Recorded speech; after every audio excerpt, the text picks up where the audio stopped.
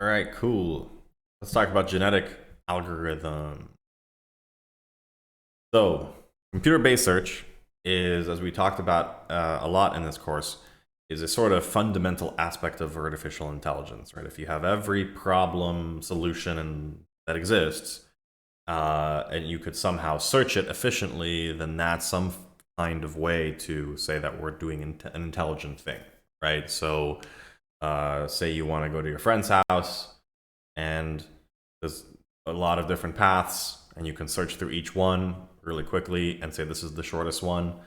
Choose that one. That's the intelligent choice, right?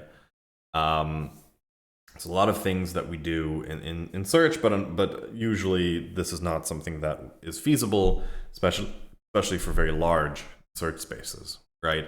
Say that, okay, if my friend lives just down the street, maybe the number of paths I can explore is like 2 or 3, right? But if my friend lives on the other side of the planet, perhaps there's a lot more things I have to consider, and very quickly the number of possible search options, the search space, balloons exponentially, if not in an even higher dimension than, or well, yeah, I guess that's what exponential means. So it can get quite out there, and so maybe we don't know where to start searching.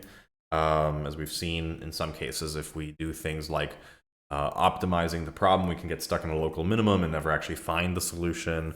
Even so, maybe we're not even really interested in the answer, but the search itself, like, can we prove that a certain kind of search is ideal, as we'll see in this lecture?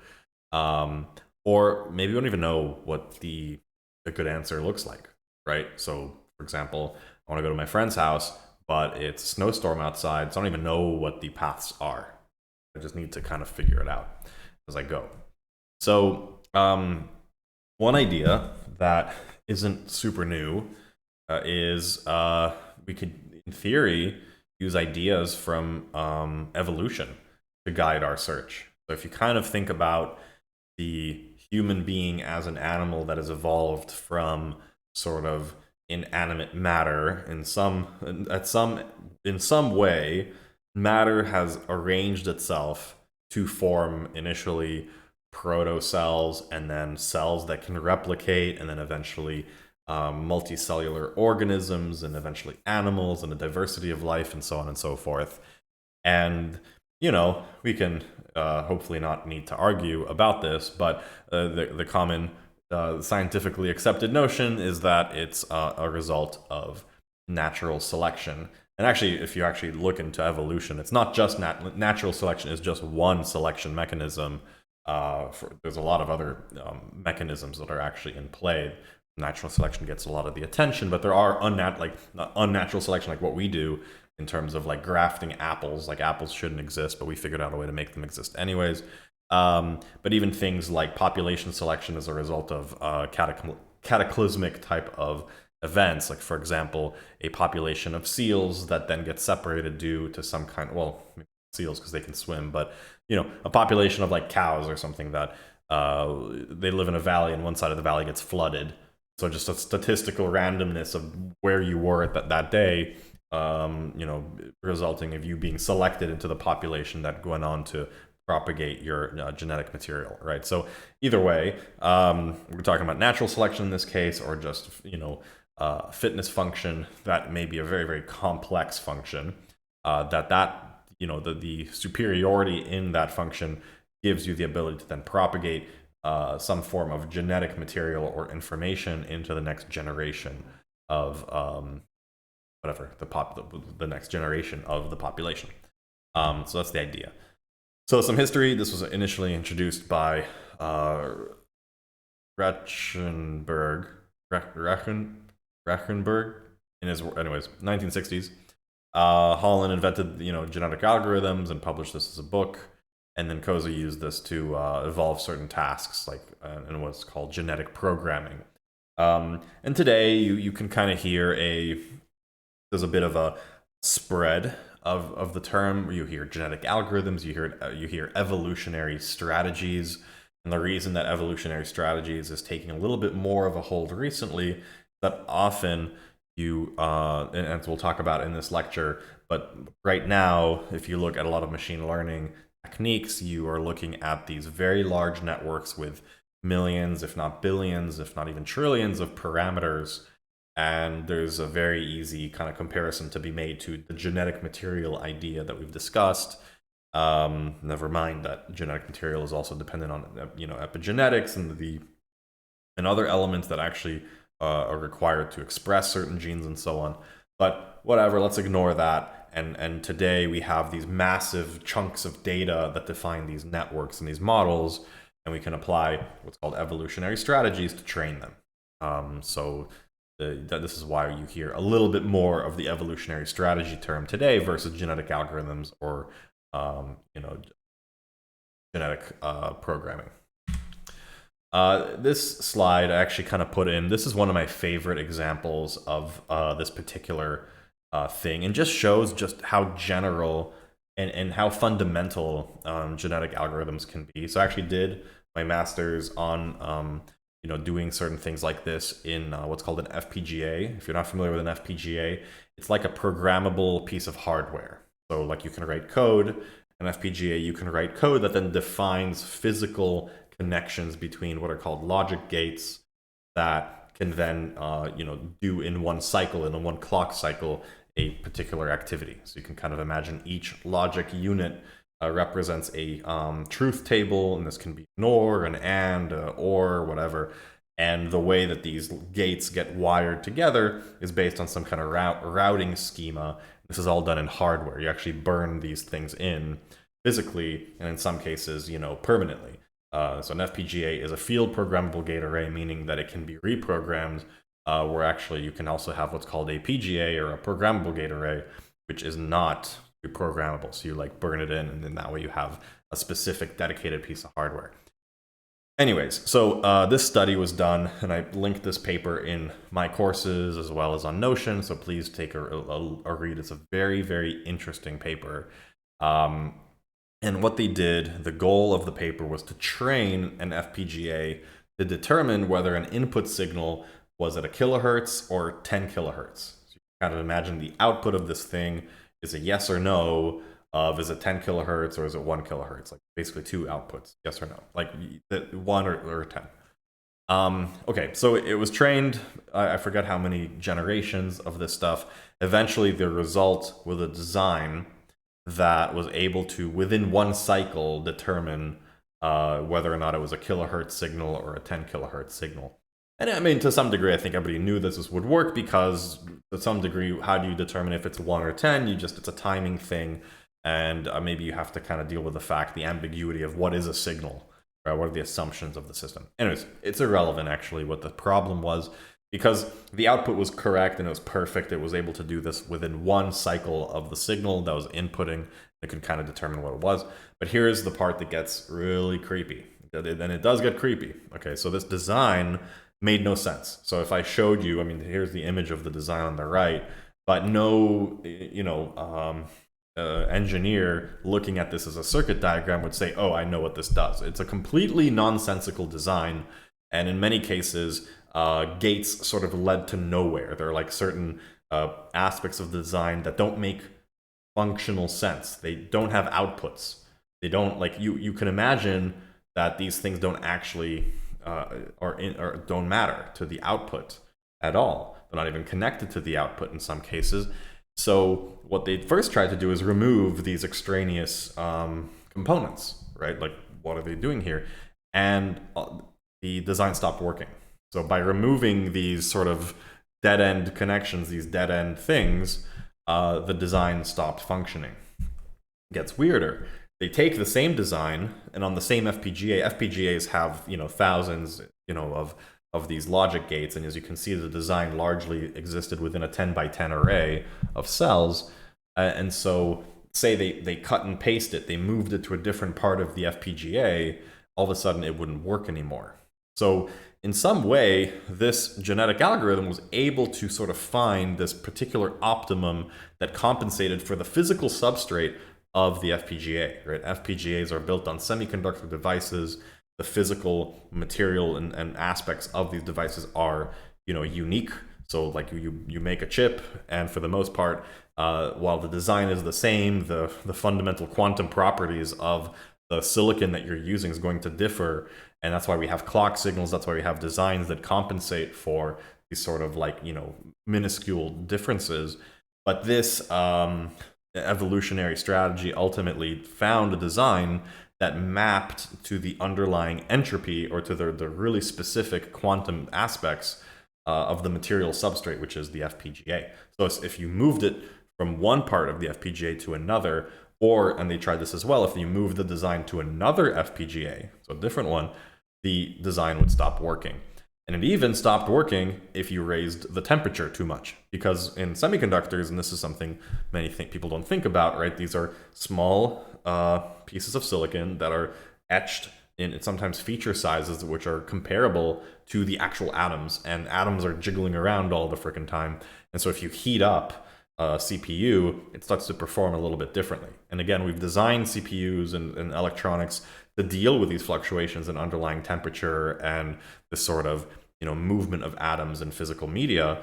But this design would stop functioning because it was so narrowly in that band of the quantum principles of this underlying substrate that if you changed it in any way, it would stop working. So it's pretty interesting because you can see a lot of parallels to biological evolution and how certain animals end up occupying a very, very narrow and specific niche. And as soon as you move them out of that niche, they die, right? Like, for example, the obvious one, fish can't breathe in air, right? And it took a sort of leap of evolution to get an animal that was able to exit the water and start to breathe on land.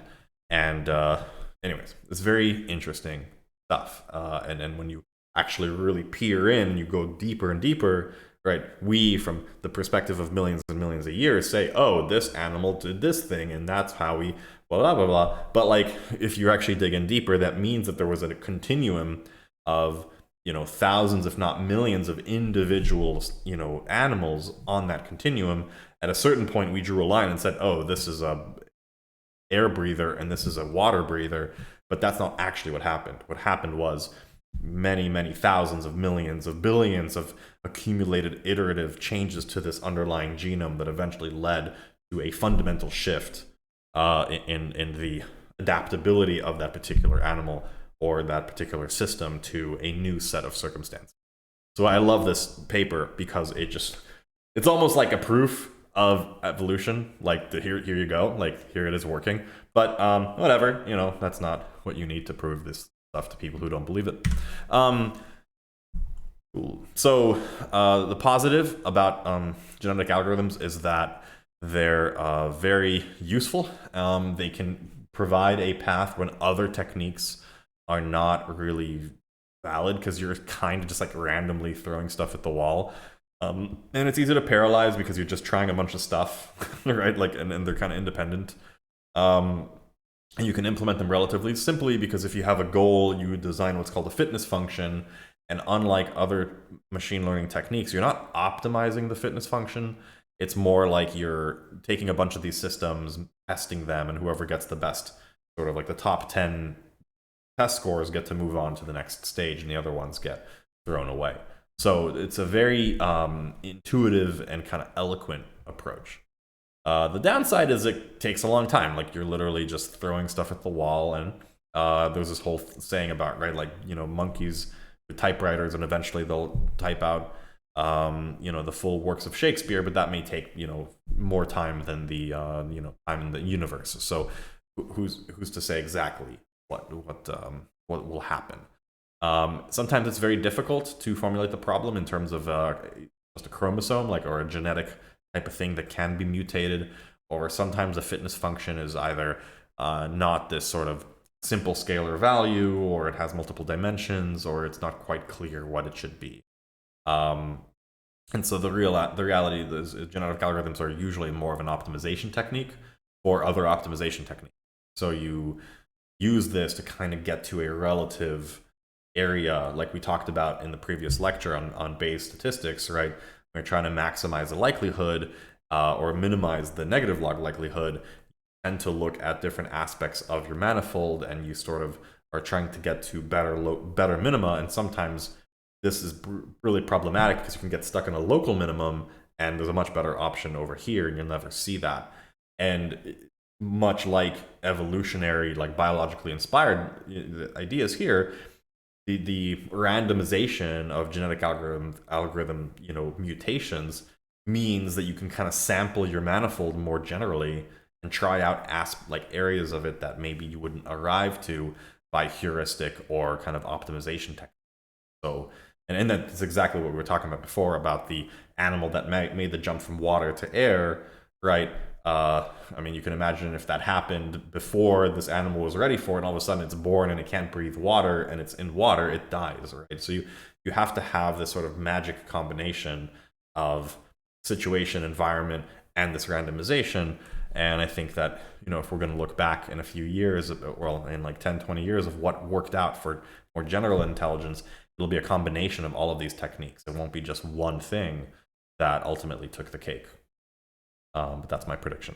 So we can kind of skip the biology background here. I mean, for the most part, you should know chromosomes are strings of DNA. You've got genes. During reproduction, they split. You've got a lot of randomization. There are mutations and things like that. This is a very light, very light basis for kind of biologically, like the way that evolution actually functions, because this is actually something we're learning more and more about every year. This sort of simplistic idea of like, mutations happen as we flipped the bit accidentally. There's a lot of research that's showing that's not actually what's happening. Sometimes mutations are very kind of intentional things that our bodies are doing with our genetic material, or what's called I forget. Anyways, and by the way, like we mutate all the time, right? We're outside, we get hit by the sun. This mutation, we get mutated cells all the time. In fact, that's what cancer is, right? Ultimately, cancer is a form of mutation in the body that disables the cells, kind of like what's it called, the death circuit, what is it? Apoptosis, right? And our immune system is constantly identifying these situations in our body and going and destroying these cells before they replicate out of control.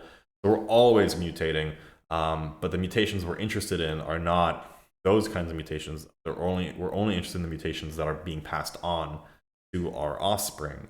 The term for this, but I forget it. But it's sort of like the sperm or the eggs or whatever it might be that you're passing along.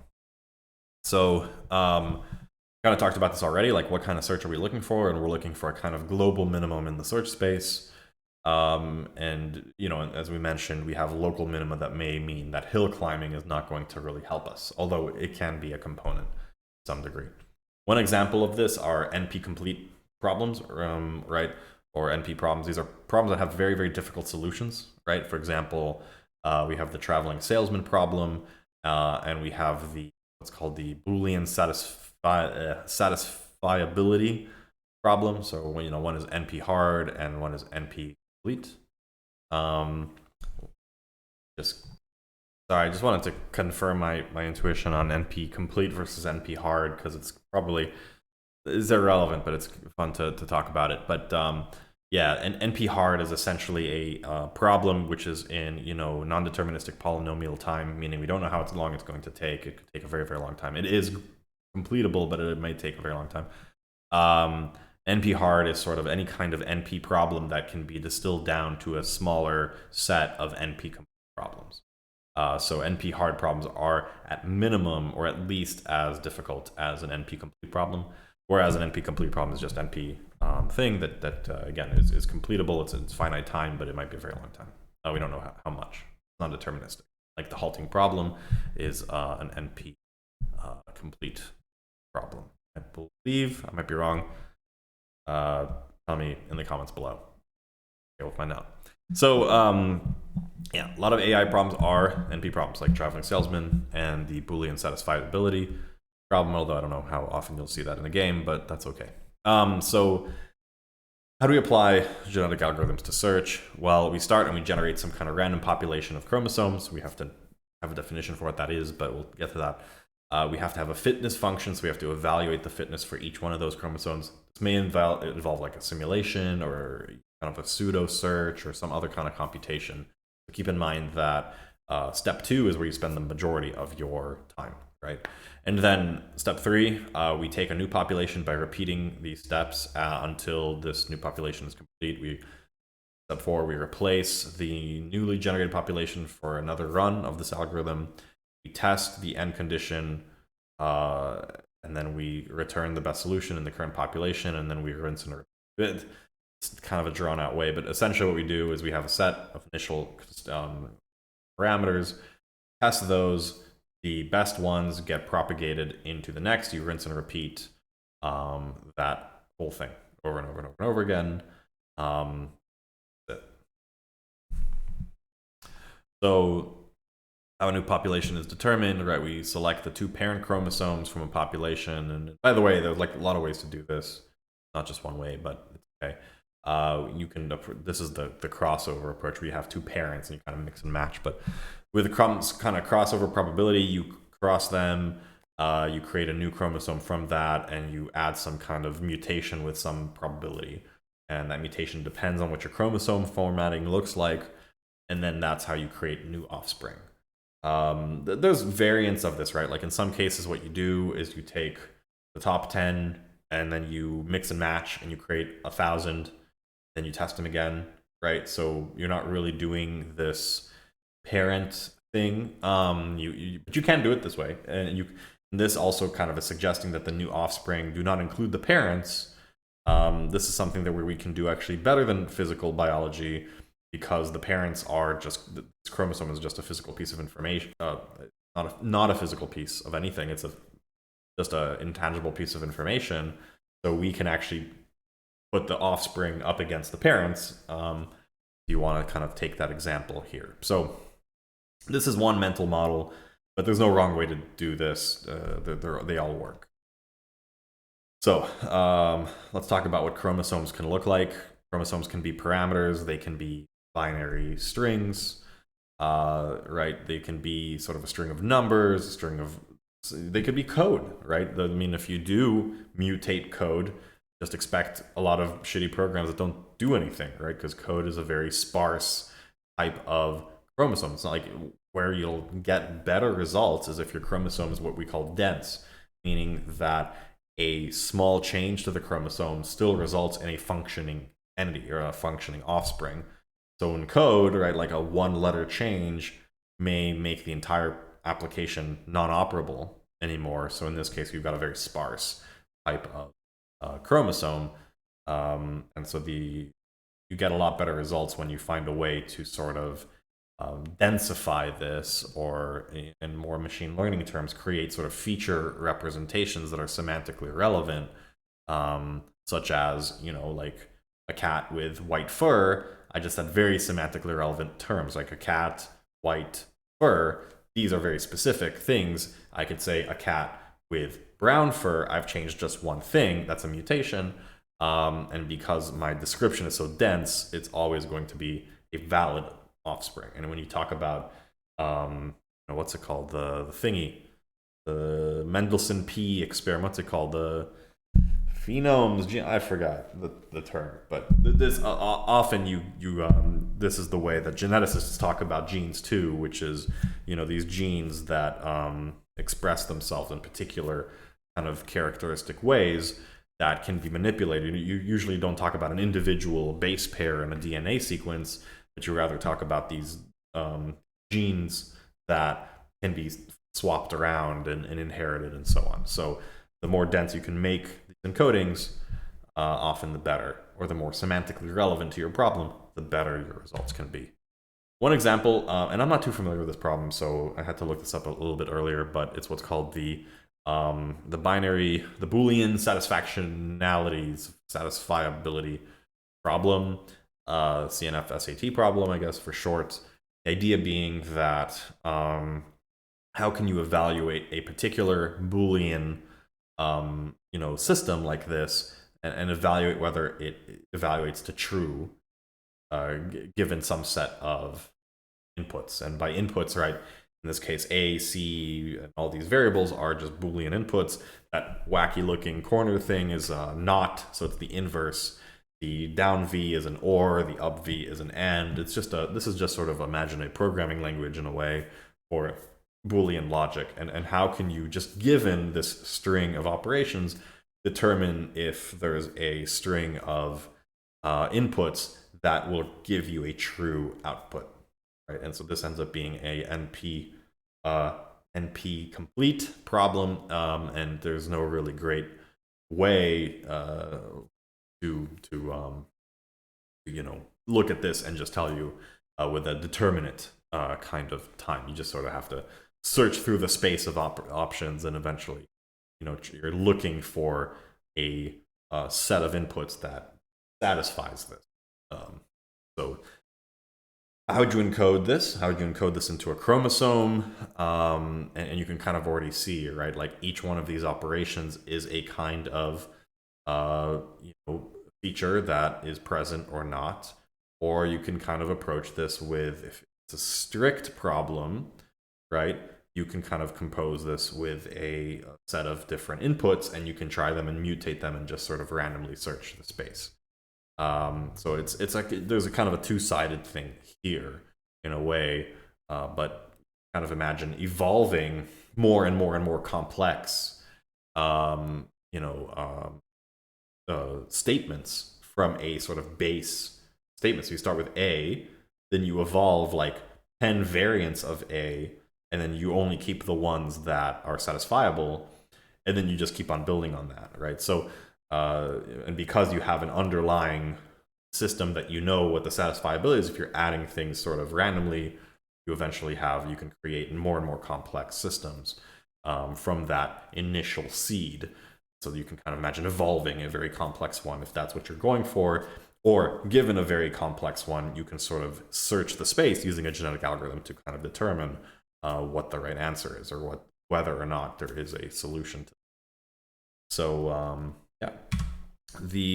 how do you encode the traveling salesman problem, right? You would have, say, like you've got 9 cities, and how do you encode this? Well, again, this is sort of similar to the previous problem, and you just sort of search the space by way of these different parameters, the parameters being, the different orderings of cities, and we would just like evolve them and mutate them till we have one. Because what's kind of common about these things is it's very hard to find the solution, but it's very easy to check, right? In the case of the traveling salesman problem, we can check that we've visited every city once, and that's a valid path around. At the beginning, we're back at the place we started from, kind of thing.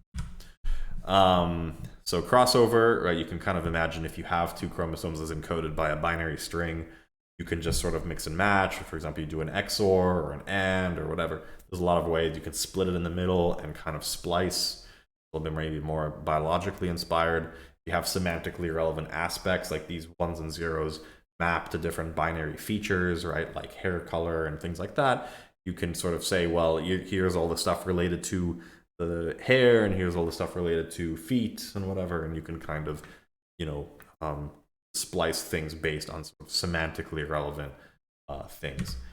And so, with the CNF SAT problems, we talked about how you do crossover, or we talked about 2 different scenarios there, and one idea is you can just mix and match the inputs or otherwise. Traveling salesman, again, same idea, right? Perhaps you can come up with locally relevant things and then evolve only the aspects, or mutate only the part where we know that there's some kind of problem, for example. So you're just sort of reducing the search again.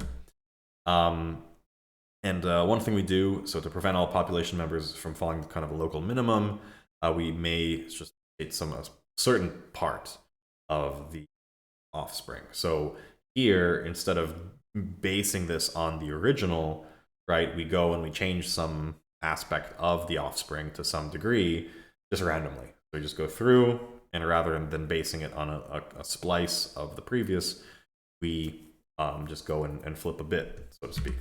And so for both of the problems we talked about, right, again, the chromosome, the determined chromosome that we use is going to benefit from either approach. So I guess we could pop this up. Why not? So this is an example of the genetic algorithm used on a snaky snake.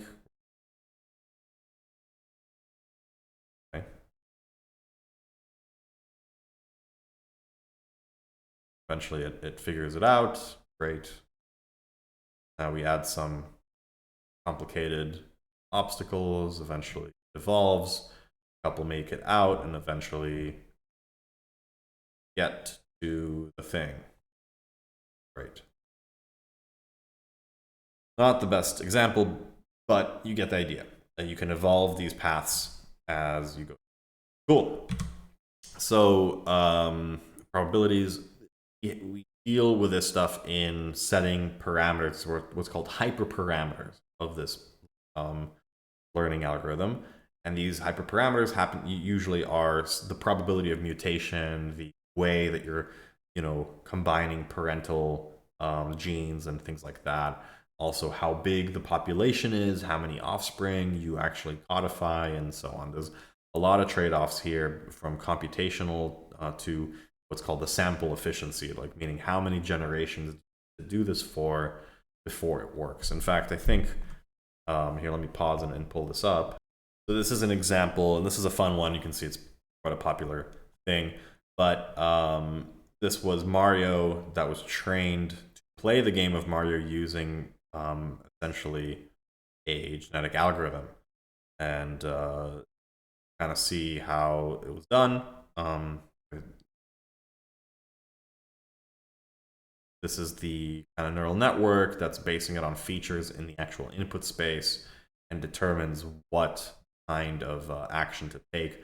And this sort of network in the middle here is dependent on is the genome. The genome was actually evolved of like, what do I connect to where? It's almost like a neural network in a way, where the input receptive field are these white blocks, which represent the positions in the screen, in the image, that are active at a given moment. And the winning policy, or the winning system, is the one that maximizes this fitness, 4322. So you can kind of imagine how this is very, very attuned to this particular level, perhaps, because you can see how specific these actions are, but perhaps if you threw it into another level, it wouldn't work. Or if you change some very kind of small aspects of the thing, it wouldn't work anymore. Pretty cool. Very fun. This is a fun video to watch. Cool. So yeah, this is a lot of different aspects of this, and I think you can kind of think of your own even, but right, the idea being that you're selecting the more fit chromosomes, so the ones with the top fitness scores. Sometimes it's good not to just select the top fitness, right? You may have a few. Sometimes it's actually better. What to do is you take the most diverse top scoring population members. So say you have two things and they both score very high, but the difference between them is very small. So only one part of the chromosome is different, but you've got another member of the population that's 100% different. Like every single thing is different, but it's performing nearly as well. So sometimes it's better to optimize for what's called diversity. One way that this is done in reinforcement learning often is what's called maximum entropy.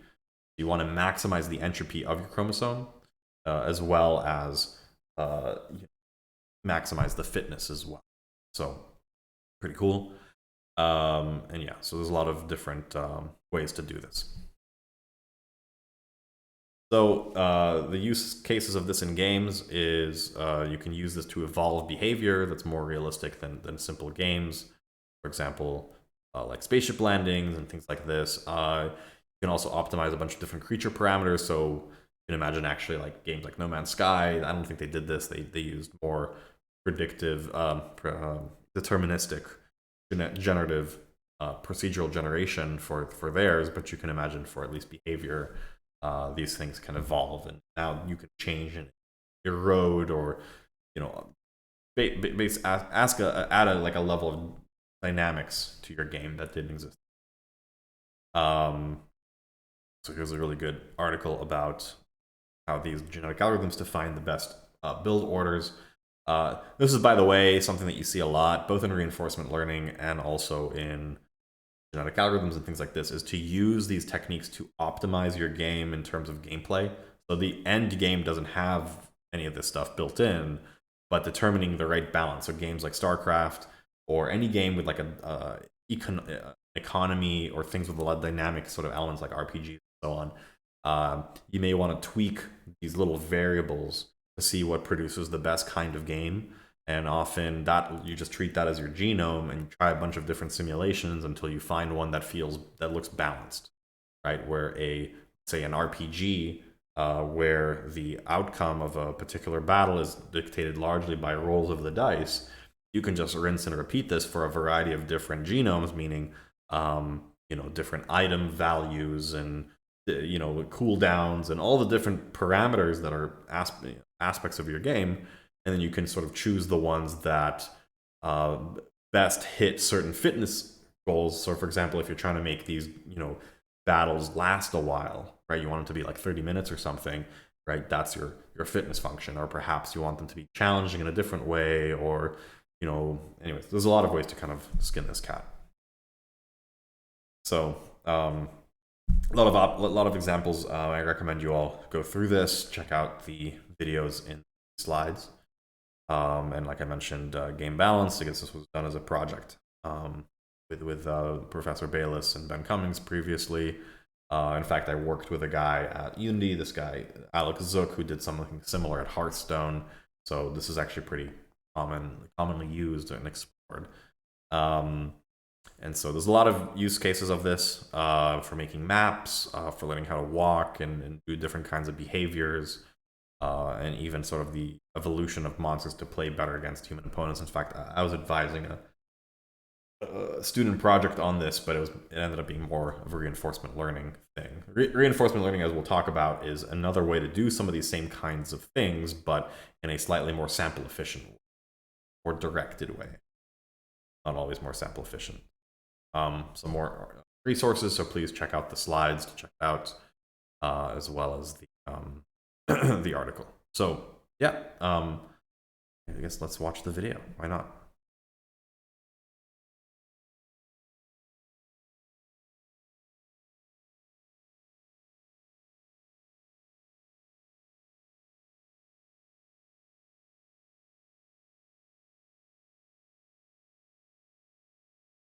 Anyways, you can check this out. You can kind of see, similar to the Mario thing, got this idea of a brain, and this is your genome. Right? Like the way that these things route together end up being the genome, and these weights and biases and so on. Yeah, oh, cool. You can bunch of drum and bass and science. That's what I watch in my spare time. Don't judge me. So that's it for this week, and see you next time.